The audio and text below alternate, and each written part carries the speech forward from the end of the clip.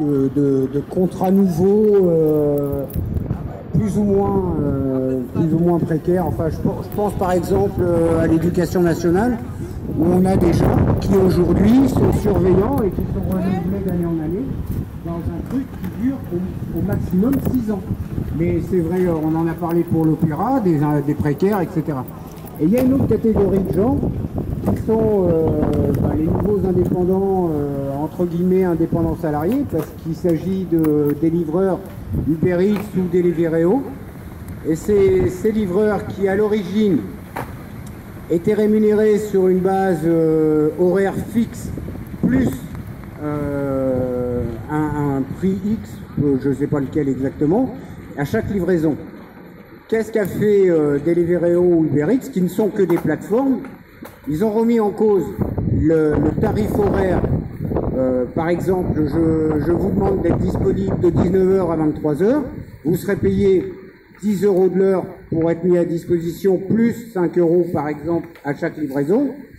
Et bien ce qu'ils ont fait, c'est qu'ils ont baissé le niveau de tarif horaire à 7 ou 8 € pour ensuite dire on va augmenter par contre la livraison. Ce qui fait que plus ça va, plus vous êtes payé à la tâche.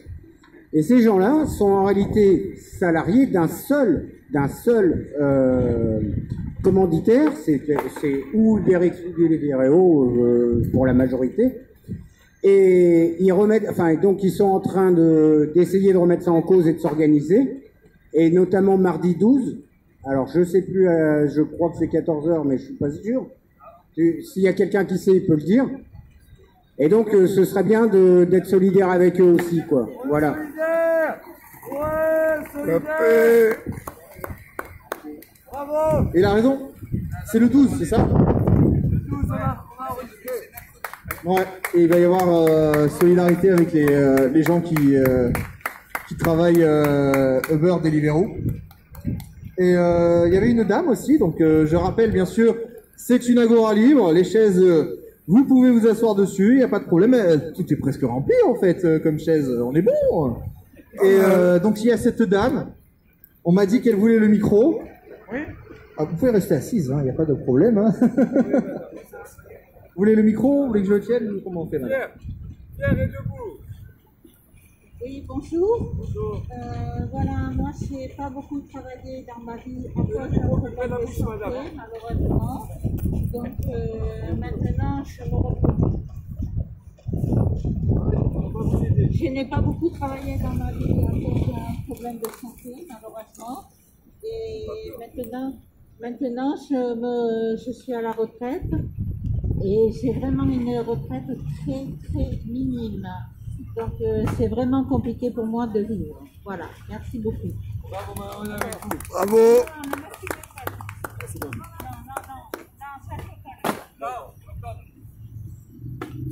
Alors, ouais. Allô, bonjour. À propos des mobilisations dont on peut être solidaire, il y en a une mardi aussi, le 11. C'est les services de réanimation à l'hôpital de l'Archer qui proposent, qui font une journée de grève en fait. Et on va sûrement aller les rejoindre à 13h à l'Archer pour être solidaire d'eux. Alors, vous me direz quel rapport avec le chômage, évidemment. Mais en fait, il y en a un, c'est que les services de santé réclament la création de 400 000 emplois pour que l'hôpital tourne mieux. Je crois qu'il y aurait 200 000 emplois dans l'hôpital, 100 000 emplois, enfin, en tout c'est 400 000 emplois. Il y en a 100 000 dans les EHPAD et il y en aurait besoin de 100 000 dans l'action médico-sociale, je crois. Donc, c'est une revendication des personnels de santé, la création, je répète, de 400 000 emplois. 400 000 emplois, ça ferait 400 000 chômeurs de moins. Voilà le lien que je peux faire. C'est-à-dire que, malheureusement, j'ai pas pu arriver avant, donc j'ai pas entendu ce que vous avez dit avant. Vous avez peut-être évoqué ce côté-là, qui est que le meilleur moyen de lutter contre le chômage, c'est de créer des emplois. Et que, voilà. Et par exemple, la réduction du temps de travail serait une source d'emploi énorme, vous avez dû l'évoquer.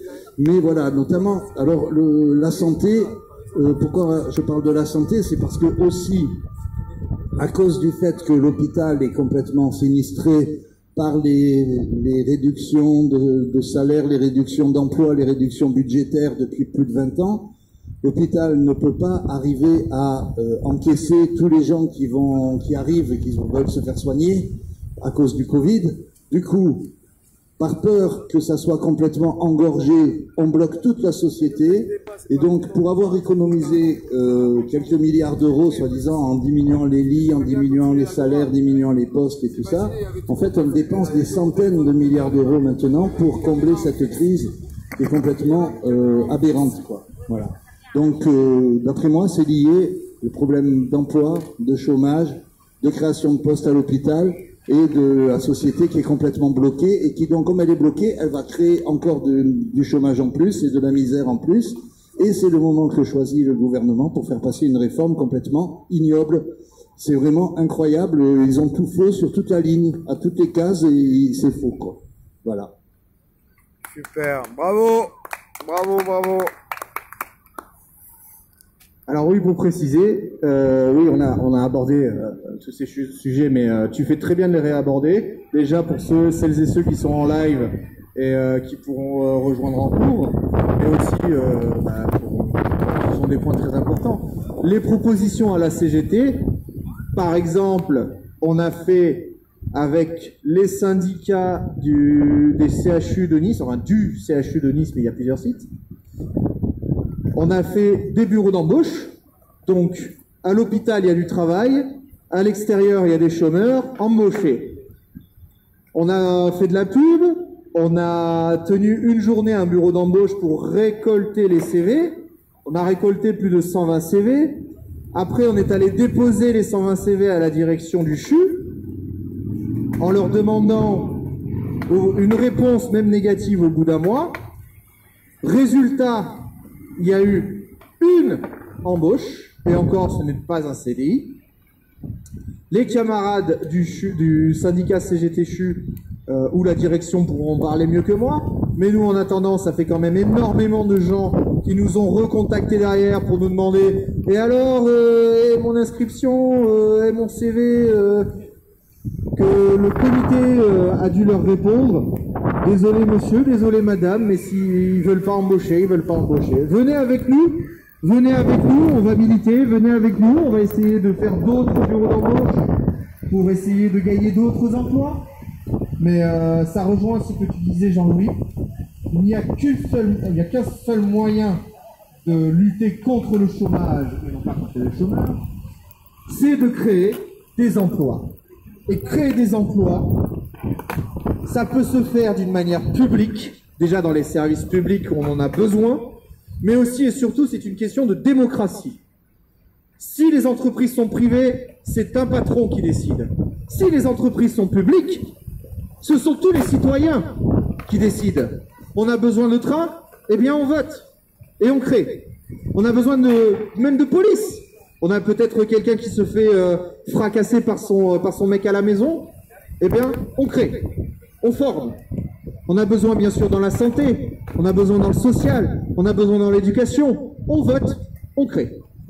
Et ça c'est un modèle de société que personnellement je porte et que je sais qu'à la CGT, beaucoup de camarades portent aussi.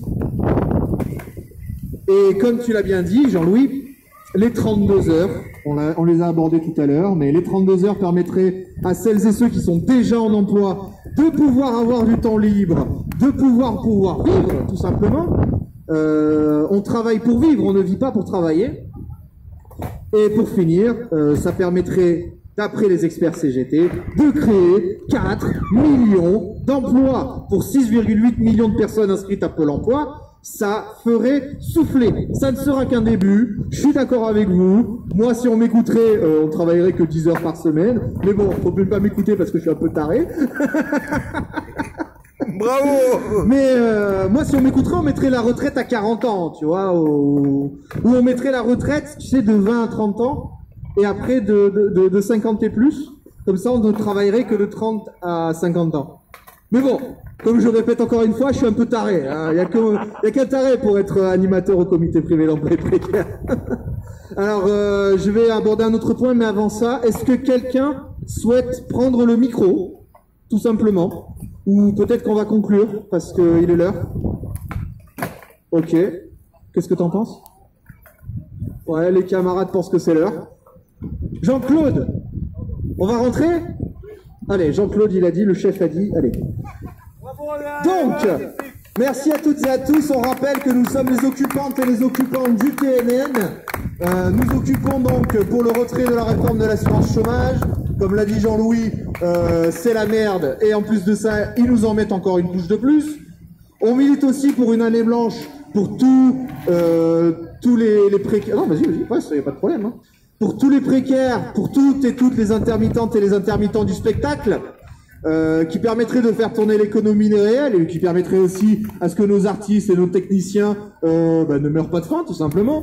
La réouverture des lieux de culture seulement avec des droits sociaux, parce que c'est bien beau de vouloir réouvrir. Oh oui, c'est bon, on arrête.